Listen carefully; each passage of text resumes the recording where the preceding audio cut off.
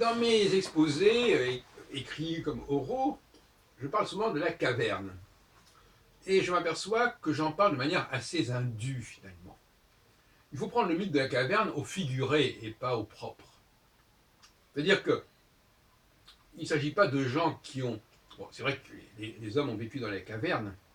J'en parlais encore récemment avec un archéologue. Mais, au fond, ils ne vivaient pas vraiment dans les cavernes. Ils vivaient à l'entrée des cavernes. C'est-à-dire qu'ils vivaient dans l'interface entre la caverne et l'air libre. Et ce n'est que exceptionnellement qu'ils faisaient des choses à l'intérieur, au fond des cavernes. Et d'ailleurs, quand on a retrouvé dans les grottes des fresques, etc., ça ne veut pas dire qu'ils habitaient là.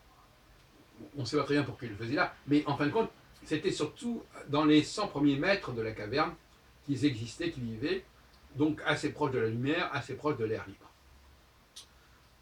Donc cette image de la caverne, je l'ai probablement exagéré son importance, mais chez Platon, je pense qu'il faut le prendre au figuré, c'est-à-dire, en fait, considérer que les gens se comportent comme s'ils étaient dans la caverne. C'est-à-dire qu'ils se comportent comme...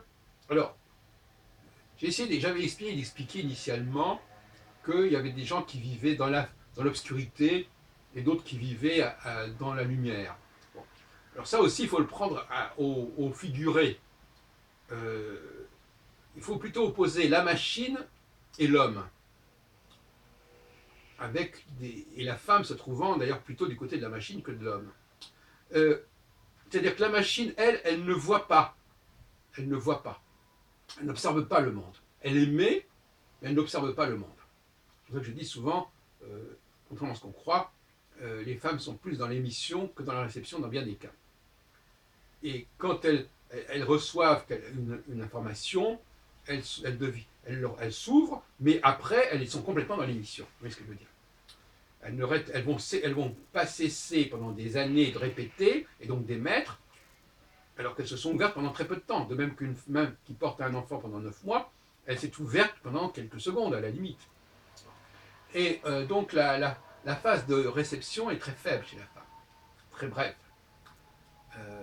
Surtout chez la femme, et plus elle est âgée, moins elle est réceptrice. La femme jeune est beaucoup plus réceptrice que la femme âgée. La femme âgée, dans l'émission. Ce qui fait que ses rapports avec les hommes sont très pénibles et très désagréables. Et donc,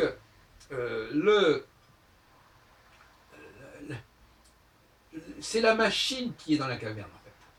C'est la machine qui ne voit pas le monde, qui ne l'observe pas, et qui se contente de faire ce qu'on lui dit. Quelqu'un qui fait ce qu'on lui dit, il ne regarde pas, il entend. J'ai entendu un ordre, on m'a donné un ordre, donc là, on est dans la réception, mais à partir du moment où j'ai entendu un ordre, j'agis. Donc je suis dans l'émission. Et donc il n'a pas besoin d'observer, c'est comme un policier qui on dirait, voilà, vous faites ceci ou cela, bon ben voilà, hop, j'obéis les ordres, j'exécute les ordres, c'est Eichmann qui s'occupe des camps de concentration, on lui a donné un an, après il fait. Mais il fait non pas en observant le monde, mais il fait en appliquant, en exécutant ce qu'on lui a demandé de faire, ce qui n'est pas du tout la même chose. Donc, retenons de mon intervention qu'il ne faut pas prendre le mythe de la caverne dans un sens historique au sens propre du terme. Il s'agit plus d'une humanité qui est dans l'aveuglement, qui ne voit pas, qui émet sans voir, sans observer le monde, ou ne voit dans le monde que ce qu'on lui a dit de voir, par opposition à une humanité qui voit le monde, qui l'observe, qui l'analyse, et donc qui est dans la réception. Et qui va pouvoir éventuellement formuler sa conclusion en émettant, mais sur un temps très court. C'est ça le paradoxe. L'observateur peut résumer sa pensée en très peu de temps, et l'exécutant va capter un ordre en très peu de temps, et après il va agir, il va donc émettre.